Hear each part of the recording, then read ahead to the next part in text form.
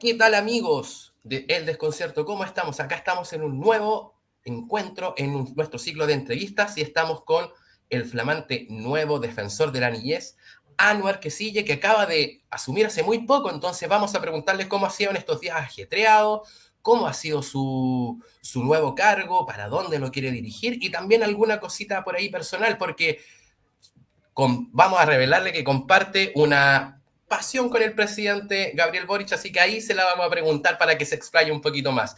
Sin más preámbulos, les dejamos acá con Anwar Quisille, el nuevo defensor de la niñez. ¿Cómo estás? Hola Cristian, ¿cómo estás? Muchas gracias por este espacio para conversar de distintos temas, ¿no? Así que contento de estar acá, finalmente haber podido concretar esta entrevista. Claro, se destrabó un poco, tuvo un poquito de trabajo la nominación, en realidad no tu nominación, sino la nominación en sí del defensor de la niñez en el Senado. ¿Qué pasó por ahí? ¿Nos puedes contar algo? ¿Qué llevó a que hubiera un humo blanco para que tu nombre saliera escogido y por fin tuviera un liderazgo la Defensoría de la Niñez? Bueno, la verdad, ustedes pudieron ver que se trató de un proceso bastante largo. Uno tenía generalmente contemplado que esto no tardase más de un mes, un par de semanas, porque en definitiva la urgencia de contar con alguien que encabezara la institución era una cuestión evidente, que había sido políticamente declarada a nivel transversal. Sin embargo, costó mucho que se encontraran los consensos al interior del Senado. Hubo dos propuestas anteriores que no lograron las votaciones, ¿verdad?, en sala, y finalmente el Senado, la Comisión de Derechos Humanos del Senado opta por mi nombre, y finalmente esto recayó en que se lograron los votos necesarios dentro de la sala que permitieron que mi designación tuviera éxito. Pero esto obviamente no fue nada fácil. Pasa algo muy extraño. En términos institucionales, la Defensoría de la Niñez se tiene una naturaleza de ser un organismo autónomo, ¿no? Un organismo de control, de supervisión, que no tiene un carácter político, y básicamente esos son los temas que a mí me llevaron a postular este cargo, más allá de mi experiencia y mis conocimientos técnicos. A mí me llevaba a ansiar tener este cargo y liderar la institución el hecho de ser una persona que me destacaba por cuestiones más técnicas que políticas. Yo no tengo militancia política, no tengo domicilio político, sin perjuicio de mi ideología personal, pero en general siempre he tenido la posibilidad de trabajar transversalmente a nivel político, y yo creía que esa era una cuestión que finalmente iba a ser un aliciente para mi designación. No fue tan así, porque dentro de esto se politizó de alguna u otra forma la nominación, pero finalmente creo que se logró este consenso, se logró entender que se trata de un organismo autónomo, que finalmente no depende de los partidos políticos ni obedece a los partidos políticos, y desde ese punto de vista estoy muy contento que finalmente esto haya surtido efectos positivos, no solo para mis aspiraciones, sino que también para el éxito de la institución. El hecho de que no estés ligado a algún partido político, ¿crees que haya ayudado también? Lo mencionaste un poco, porque la discusión estuvo bastante polémica en algún momento en el Senado, con discusiones de lado y lado, no había los consensos hasta que llegó tu nombre. Bueno, yo al comienzo pensaba que esta idea de no tener un domicilio político determinado iba a ser una ventaja por sobre otras candidaturas que sí tenían una cercanía, ¿verdad? Y también como una ligación bastante importante y evidente con algunos sectores de la política, tanto de la centro izquierda como de la centro derecha. Sin embargo, yo creo y analizo que finalmente esto terminó siendo algo que demoró el proceso, el hecho de no tener un domicilio político, y eso nos da cuenta de un desafío que tenemos que abordar, porque tenemos un problema, porque finalmente se debe entender que la Defensoría de la Niñez tiene que ser un organismo transversal, que tenga la capacidad de sentarse con todos los sectores de la política para construir acuerdos. Evidentemente, esto no quiere decir que la Defensoría no tenga un rol político, porque evidentemente hay muchas cosas con las cuales con determinados sectores de la sociedad no vamos a tener acuerdo, con otros sectores políticos sí vamos a tener acuerdo, pero lo que tenemos que buscar es justamente tratar de consensuar que los niños, niñas y adolescentes sean puestos delante de nuestras aspiraciones y lograr puntos de trabajo en aquellos temas en los que sí podemos trabajar. Con la extrema derecha habrán temas en los cuales no vamos a tener acuerdos, pero sí hay puntos en los cuales sí podemos trabajar, y lo mismo con la extrema izquierda o con el centro. Y tenemos que buscar esos puntos de consenso para avanzar, porque acá lo que nos interesa es el bienestar y la vida de los niños, niñas y adolescentes, y no los intereses de las instituciones ni de los partidos políticos. Anuar, llevas pocas semanas como defensor de la niñez, pero ya tuviste una actividad bastante importante que fue la presentación de la cuenta pública y el informe anual, donde hay un tema, me fijé que hay un tema que ustedes les prestaron mucha atención en el informe anual del 2023, que es la violencia y la explotación contra las niñas y adolescentes. Es un tema que nos preocupa y lamentablemente es un tema que se esconde a veces bajo la alfombra y sale cuando hay casos terribles que impactan a la sociedad. ¿Por dónde va a ir tu mirada en este nuevo periodo de la Defensoría de la Niñez respecto a este tema y también a otros? Mira, Cristian, yo te respondería esa pregunta como basándome en dos tipos de respuesta. La primera tiene que ver precisamente con los temas que aborda el informe anual, donde se escogieron y se seleccionaron en base al trabajo que venía realizando la Defensoría de la Niñez en la anterior gestión, ¿verdad? De la ex defensora Patricia Muñoz. Se seleccionaron 7 temas que implican desafíos para el Estado, para la protección de los derechos de niños y adolescentes. Uno de ellos fue precisamente el problema, no lo llamaría el fenómeno, ya no es un fenómeno, es un problema que se ha instalado lamentablemente en Chile, de la explotación sexual contra niños, niñas y adolescentes, incluso en entornos institucionales. Redes de explotación sexual que tienen lugar en instituciones que tienen precisamente por mandato cuidar y reparar vulneraciones de niños, niñas y adolescentes. Y ahí tenemos un problema grave donde hay que poner y adoptar medidas con sentido de urgencia. No basta solamente, y en esto quiero ser enfático, no basta solamente enfocarnos en la respuesta, no basta enfocarnos en mejorar el sistema de justicia para que haya sanción de los responsables, ni mejorar el actuar de las fiscalías para que investiguen, ni mejorar los mecanismos de representación judicial y no victimización de los niños, niñas y adolescentes. Por cierto, eso es súper importante, pero en la medida que no existe una política preventiva, evitar que ocurran estos hechos, ninguna acción va a tener éxito. ¿Y cómo se garantiza esto? ¿Cuáles son las mejores políticas preventivas? Evidentemente aquellas que permiten que los niños, niñas y adolescentes vivan en un país donde tienen acceso efectivo a sus derechos sociales. En la medida que los niños, niñas y adolescentes pueden ir al colegio, acceder a una educación de calidad, ¿no? Que no está sujeta solamente a las posibilidades económicas de las familias, en la medida que pueden acceder al sistema de salud, a una alimentación, a una nutrición adecuada, a una vivienda adecuada, digna, a espacios, ¿verdad? Áreas verdes, parques, lugares, centros deportivos, en la medida que tienen acceso a esas prestaciones de protección social, las posibilidades de que los niños, niñas y adolescentes sean víctimas de violencia disminuyen notablemente. Y lo otro quiere decir cómo abordamos los temas cuando ya todo esto falló, cuando se llega tarde y se produjo la vulneración. Y eso tiene que ver con la respuesta. Mi enfoque en esta materia va a ser evidentemente seguir cumpliendo el rol de la Defensoría, presentar acciones judiciales o administrativas cuando corresponda, pero enfocarme en un trabajo mucho más integral, donde la comunidad esté incorporada, donde el sistema de educación esté considerado, donde el sistema de salud esté considerado y en general todos los organismos actúen como cogarantes. La ley los llama a actuar como cogarantes y hasta ahora lo que vemos es que aquellas instituciones que no necesariamente tienen un mandato claro en niñez se sienten llamadas a cumplir estas obligaciones. Y mi rol como defensor de la niñez, evidentemente, es lograr que se sientan obligados y compelidos a cumplir con esta obligación. Eso en cuanto a cómo se aborda. Y lo otro que es más general, ¿no? Tiene que ver con cuál es la mirada o mi visión de la Defensoría durante mi gestión, donde estos temas evidentemente son importantes. Y yo diría que ese enfoque está dado por 3 grandes hitos, ¿no? El primer hito está relacionado con atender la urgencia. En Chile actualmente hay problemas muy, muy urgentes, ya tú lo acabas de nombrar, ¿no? La violencia contra la niñez, la violencia sexual contra la niñez, tenemos un aumento de año a año cerca de un 42% de las causas de abuso sexual. 7 de cada 10 niños, niñas y adolescentes en Chile son víctimas de alguna forma de violencia por parte de alguien del entorno familiar.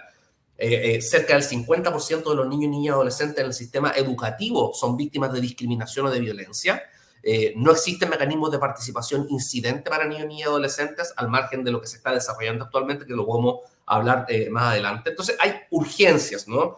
Está la urgencia relativa al tema de seguridad pública, están los temas relacionados con la niñez en contextos de movilidad humana, migrantes, refugiados, solicitantes de asilo.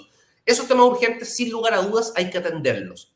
Pero lo urgente no nos debe hacer perder de vista lo importante. Y lo importante y el gran desafío que enfrenta el Estado actualmente en Chile en materia de niñez y adolescencia es la instalación y la implementación adecuada del sistema de garantías y protección integral. En marzo del 2022 se aprobó la Ley de Garantías, que hace la bajada a la realidad nacional de la Convención sobre los Derechos del Niño. Y ese sistema se encuentra en proceso de implementación y la Subsecretaría de la Niñez, mandatada por el Ministerio de Desarrollo Social, tiene un rol súper importante y nosotros como Defensoría de la Niñez debemos velar porque esa institucionalidad funcione y se instale de acá a los próximos 3 o 4 años. Y eso es lo que debe centrar nuestra gestión, la implementación de un sistema donde se reconozca los derechos del 100% de los niños, niñas y adolescentes en Chile y se generen asistencias especiales para aquellos niños, niñas y adolescentes en situaciones de mayor desventaja. Y el tercer tema, y con esto ya termino, es mi gestión va a estar también vinculada y dirigida a explorar nuevos temas. Hay nuevos temas que cotidianamente vienen apareciendo a propósito de los derechos de niños, niñas y adolescentes. Por ejemplo, la relación de los niños, niñas y adolescentes con el entorno digital, con las redes sociales, donde hay un mundo de posibilidades súper importante para el desarrollo de la personalidad y de las facultades de los niños, niñas y adolescentes, pero a su vez es un escenario muy peligroso en términos de formas de violencia que pueden tener lugar, de formas de violencia en las tecnologías de la información, en las comunicaciones, y ahí hay un tema que queremos meternos como Defensoría de la Niñez que creemos importante. Niñez y medio ambiente, ¿verdad? La relación de la niñez con el cambio climático son temas donde tenemos que tener un foco súper prioritario en Chile, por ejemplo, a propósito de niños, niñas y adolescentes viviendo en zonas de sacrificio, Concón, Quintero, Puchuncaví, solamente por nombrar algunos, ¿verdad? ¿Qué decir de las salmoneras en el sur? Donde evidentemente hay un impacto importante que generan ambientes y entornos violentos para los niños, niñas y adolescentes, aparte de las consecuencias climáticas que tienen estos problemas. Y otros temas también que tienen que ver con nutrición. Tenemos unas tasas de malnutrición que son súper importantes y que repercuten en cifras muy elevadas de sobrepeso, cifras muy elevadas de obesidad. Por lo tanto, temas de alimentación sana y vida saludable, derecho al deporte, son cosas súper importantes. Y finalmente, un tema que también concita una atención particular en el caso de la visión que uno tiene en la Defensoría en estos nuevos temas, tiene que ver principalmente con el derecho al descanso, el derecho al juego y el derecho a las actividades culturales, que es un derecho que está consagrado por la ley actualmente, al menos desde el 15 de marzo. Solamente por nombrar alguno, entonces yo diría que serían esas tres cosas: la urgencia, lo prioritario y los nuevos temas a los cuales debemos enfrentar el reconocimiento y protección de los derechos de la niñez y la adolescencia. Con estos tres ejes que nos acabas de mostrar, más o menos tenemos una luz de lo que va a ser tu gestión, para dónde quiere ir la Defensoría de la Niñez. ¿Cómo lo evalúas tú desde la creación de la Defensoría de la Niñez hasta el día de hoy? ¿Cómo ha sido lo importante en la sociedad? ¿Cuál ha sido su rol y cuáles han sido sus aportes? Que han sido bastantes. Y también queríamos ponerte, no creo que en problemas, porque no va a ser un problema, pero ¿cómo evaluarías tú a tu antecesora Patricia Muñoz en ese sentido de cómo se dirigió la Defensoría de la Niñez desde su creación hasta ahora en el post de la defensa de los derechos de los niños, pero también en una concientización sobre el futuro que se viene para los niños, donde tú nombraste muy bien el cambio climático, donde personalmente yo siempre he dicho que en nuestra generación quizás lo único que podría aportar para ayudar a este cambio climático es plantar una semilla en las generaciones que vienen, que son los niños, niñas y adolescentes, para que no cometamos nuestros errores. Entonces, globalizando todo eso, ¿cómo evalúas tú la creación de la Defensoría de la Niñez y su aporte a la sociedad? Mira, lo primero que hay que tener presente es que en términos como institucionales, la Defensoría de la Niñez es un organismo nuevo. O sea, este es su 6º año de gestión, a diferencia Pero de... ha logrado instalarse muy importantemente en la sociedad. Exactamente, exactamente. Y ahí hay que tener en cuenta lo siguiente: cuando se pensó en esta figura de la Defensoría de la Niñez, yo tuve la posibilidad de participar en la elaboración y en la discusión legislativa del proyecto de ley que terminó siendo la ley 21.067, que crea la Defensoría de la Niñez. Se pensó en un organismo que tuviera la facultad, más allá de la defensa directa de niños, niñas y adolescentes, sino de ser un órgano contralor, de ser un órgano de persuasión que pudiera influir en la política pública y visibilizar a los niños, niñas y adolescentes en espacios donde tradicionalmente han sido invisibilizados. Porque esa es una cuestión que no resiste análisis. La niñez y la adolescencia han sido históricamente invisibilizadas en nuestro país y han habido avances súper importantes que ahora se están materializando, pero que dan cuenta de una situación perpetua que el propio Comité de los Derechos del Niño nos ha dicho, a Chile de la mantención de posturas asistencialistas para los niños, niñas y adolescentes donde no se les considera sujetos autónomos de derechos, ¿no? Entonces, la Defensoría viene a dar cuenta de esta mirada de que los niños, niñas y adolescentes cuenten con un organismo autónomo, independiente, que vele por sus derechos no solamente en el contexto judicial, sino que a lo largo de todas las instancias en que haya que abogar por dichos derechos. Y ahí, y esto ligándolo, ¿no?, con la gestión de la ex defensora Patricia Muñoz, yo debo decir que acá yo llegué el 6 de noviembre, asumo el 6 de noviembre en la Defensoría, y yo llego y me encuentro con una institución instalada. Y eso no tiene que ver solamente con un inmueble donde funciona la Defensoría, sino que con un equipo y con una distribución orgánica que da cuenta de que se ha hecho un trabajo súper importante. Yo solamente quiero decir así como temas como medios que de repente no se saben, ¿no? La defensora Patricia Muñoz fue nominada por el Congreso Nacional en el año 2018 y luego ella termina afuera del Congreso sola con un lápiz y un papel, y con un lápiz y un papel y en una cafetería se pone a hacer el bosquejo de cómo crear la institución y cómo instalar la institución. Y eso era súper importante porque no hubo mucho apoyo como de los ministerios porque es un organismo autónomo. Entonces ahí hay que hacer un reconocimiento súper especial a la labor que ella tuvo en cuanto a la instalación de la Defensoría de la Niñez. Una vez instalada y diseñada, y estamos en un proceso además como de diseño de la Defensoría, teniendo en cuenta que llevamos 6 años, tuvo que empezar a ver cómo cumplir el mandato, porque ella además tuvo una misión súper difícil, instalar la institucionalidad y mientras se instalaba, hacerse cargo de los temas, ¿no? Y ahí ella tuvo que poner e instalar una determinada forma de actuación de la Defensoría de la Niñez para que fuera conocida. Yo creo que ahí radica un gran punto positivo de la anterior gestión que tiene que ver con cómo se hizo conocida la Defensoría de la Niñez y cuáles fueron las luchas que dio la Defensoría de la Niñez. Y ahí podemos ver temas donde la Defensoría de la Niñez tuvo un rol súper importante en materias, por ejemplo, vinculadas al estallido social, a temas vinculados a la opinión de niños, a levantar la voz de los niños, niñas y adolescentes, a la situación en Quintero con Puchuncaví, a la situación de los niños, niñas y adolescentes mapuches en la región de la Araucanía. Es decir, hubo ciertos temas que marcaron dicha gestión y que son súper valorables, se me voy a escapar alguno. Y ahí yo creo que hay un punto súper importante, porque yo he tenido que llegar y mirar los temas en los que ha estado trabajando la Defensoría, y creo que más que un cambio de mirada a la Defensoría, mi gestión está vinculada a cómo fortalecer esos procesos, y yo creo que la impronta que yo puedo aportar, y es la idea que tengo para la Defensoría, es que tengo que enfocarme en que la Defensoría pueda generar más acciones de protección, de promoción y difusión de derechos.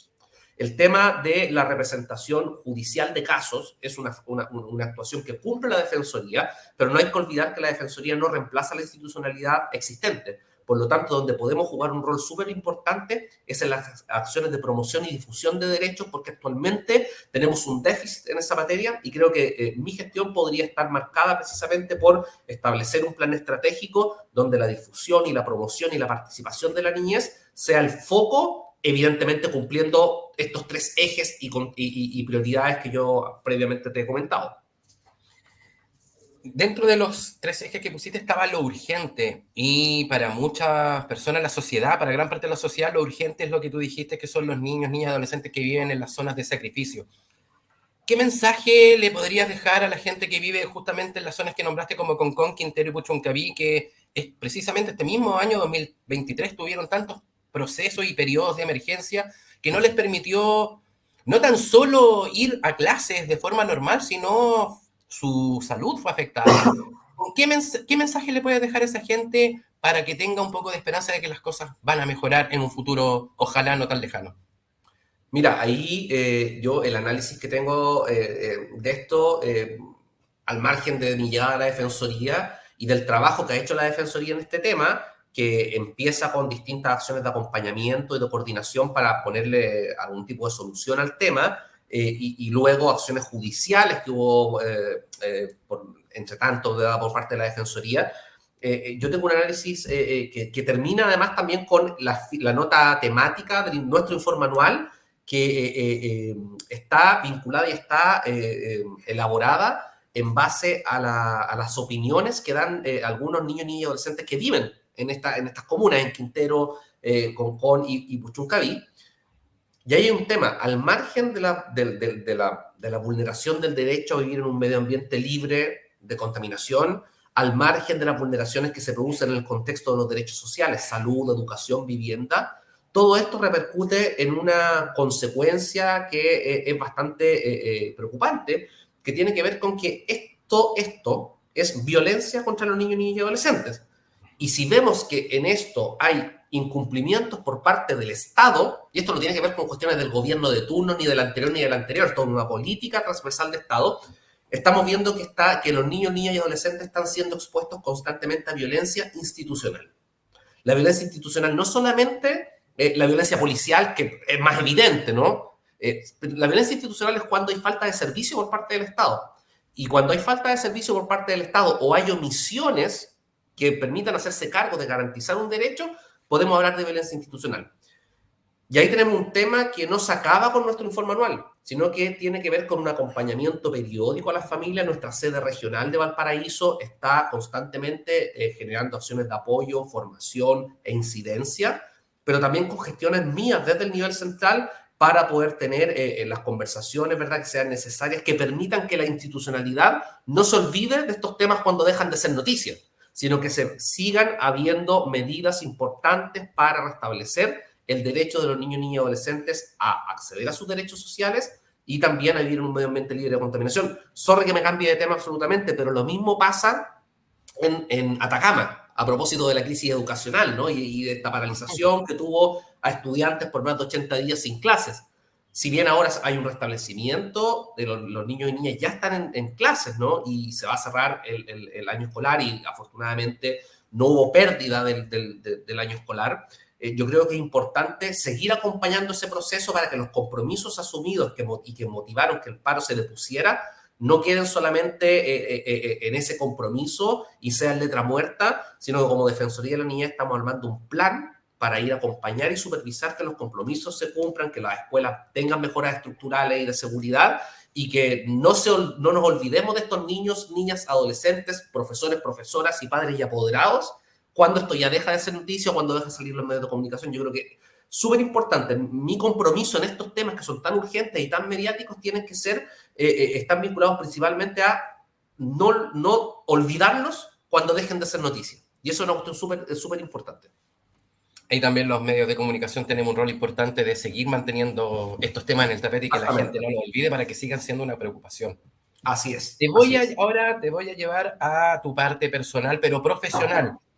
Sabemos más o menos por tu currículum de presentación como defensor de la niñez, llevas 15 años trabajando en torno a los derechos de la niñez. Nos contaste que fuiste parte de la creación de la Defensoría de la Niñez, pasaste desde la ONU al Instituto Nacional de Derechos Humanos e incluso en COANIL. ¿Cómo confluyen todos estos conocimientos y tu trayectoria para formar la persona en Marquesilla que fue designada como defensor de la niñez? ¿Dónde van a confluir todos esos conocimientos y trayectoria? Bueno, esto parte desde mucho antes, esto parte no desde la universidad, sino que parte en el colegio, ¿no? Yo estudié en el Instituto Nacional y estando ahí empecé a tener ciertas inquietudes en cuestiones como vinculadas a la justicia y a la paz social, y ahí me decidí a estudiar Derecho como en tercero medio, antes no tenía muy claro lo que quería estudiar. Entro a estudiar Derecho en la Universidad Diego Portales y ahí en la universidad me doy cuenta de que el tema que me quería dedicar era a temáticas vinculadas a los derechos humanos. Termino la universidad, me voy a trabajar a la Corte Interamericana de Derechos Humanos en Costa Rica y eso me permite estar vinculado, ¿verdad?, con el sistema interamericano, pero además también al volver empiezo a trabajar en el Centro de Derechos Humanos de la Universidad Diego Portales, representando casos, ¿verdad?, en la Corte Interamericana, en el sistema internacional. Y ahí, en algún momento, se me da la posibilidad de apoyar a UNICEF, ¿no? Y ahí empieza mi transitar en el mundo de los derechos humanos, particularmente vinculado a niños, niñas y adolescentes. Y eso me ha llevado, yo creo que UNICEF fue una muy buena escuela que me permitió justamente aprender de estos temas, estar vinculado con las universidades, porque siempre he tenido una patita en la universidad, en docencia hasta el día de hoy, hago docencia en la universidad, y eso también me lleva también a que cuando yo dejo UNICEF, buscando otros horizontes profesionales, ¿verdad? La ambición empieza a crecer, y creo que ya había cumplido un ciclo en Naciones Unidas, me dedico a seguir trabajando como asesor independiente. Yo seguí siendo independiente en términos profesionales, trabajando con distintas oficinas de UNICEF en América Latina, trabajando como consultor externo para el Instituto Nacional de Derechos Humanos, ¿no? Y trabajando con otras fundaciones y organismos de la sociedad civil vinculadas a la materia. Entonces siempre como mi enfoque ha sido el de la independencia. Y de hecho, esta idea de la independencia técnica y política fue una de las cosas que me motivó presentarme a este cargo, que por su naturaleza es independiente. Y yo en términos bien concretos debo decir que de mi trayectoria profesional nunca en mi vida he tenido un contrato de trabajo en Chile, con nadie. Siempre he tenido asesorías, contratos de consultoría, ¿verdad? Por lo tanto, eso da cuenta más aún de mi independencia.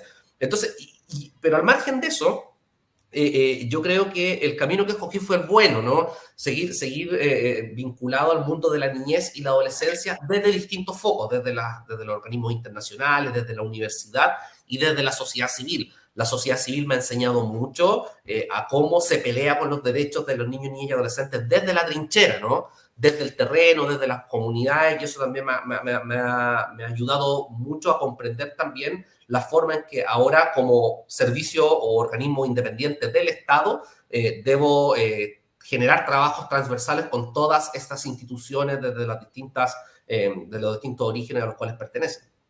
O sea, también a la Defensoría de la Niñez le da mucha esperanza también tu currículum tan asociado con todas estas temáticas que justamente son las que aborda la Defensoría.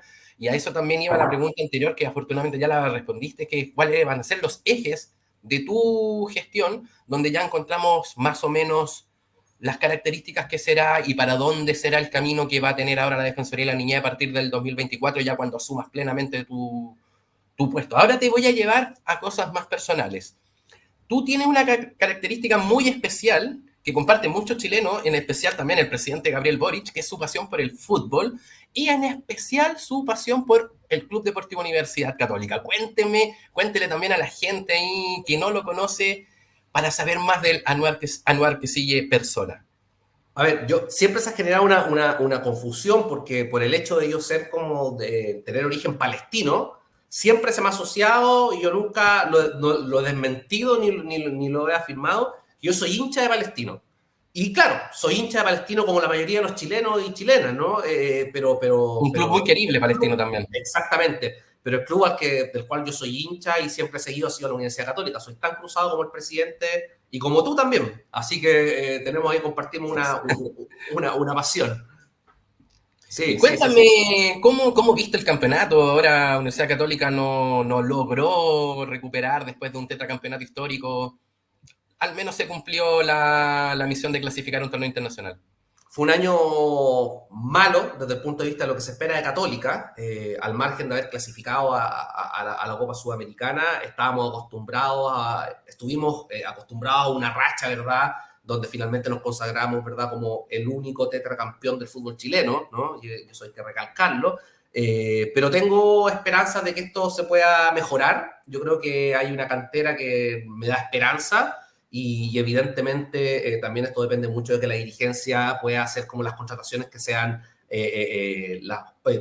buenas para las expectativas futbolísticas del club y esperando el estadio, que eso también es súper importante y que va a generar también una ventaja deportiva. Yo creo que este año Católica jugó con una desventaja deportiva, que justamente no jugar en San Carlos, un reducto donde el equipo se hace fuerte, donde a los equipos rivales les cuesta ir a jugar y que en definitiva eso también fue una cosa que al margen del rendimiento del equipo es un factor que hay que tener en cuenta. Entonces yo tengo esperanzas que en primer lugar que el equipo se renueve, que hagamos un buen papel en Copa Sudamericana y que finalmente podamos contar con el estadio, ojalá de pasto natural. Yo no sé, había una polémica ahí respecto de qué cancha iba a tener, pero esperemos que tenga pasto natural. Ahora, debo decir ahí, Cristian, que en todo caso nosotros tenemos un punto de... En mi familia tengo tengo un conflicto en la familia. Yo tengo mellizos, ¿no? Tienen 8 años y tengo uno que es colocolino. El mayor es colocolino, el mayor por un Colo minuto, es Colino. colocolino, ya se declaró colocolino. ¿Qué Y conflicto ahí, tendrá en la familia eso? como defensor de la niñez, interés superior del niño, derecho a ser oído, perfecto, va a ser colocolino y no lo voy a hacer cambiar de opinión porque fue su decisión autónoma. Y el otro es cruzado. El otro es cruzado, así que ahí voy a tener un partner para que me acompañe al estadio. Aparte, Pero has tenido una familia muy ligada al fútbol. Tu hermano también estuvo ligado al fútbol.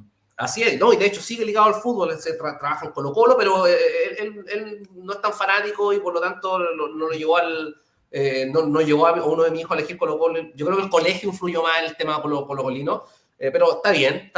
Bueno, no sé si está tan bien, pero al menos ya. Claro.